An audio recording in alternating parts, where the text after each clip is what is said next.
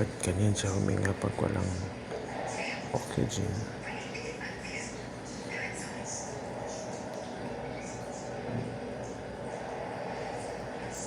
This time yung antibiotic na binigay nila, pangatlong antibiotic na pala to.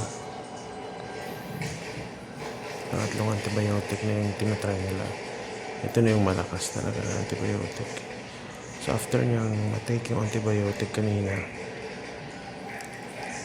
ganyan na siya, nangihina, antok, halos wala siyang lakas na gumising.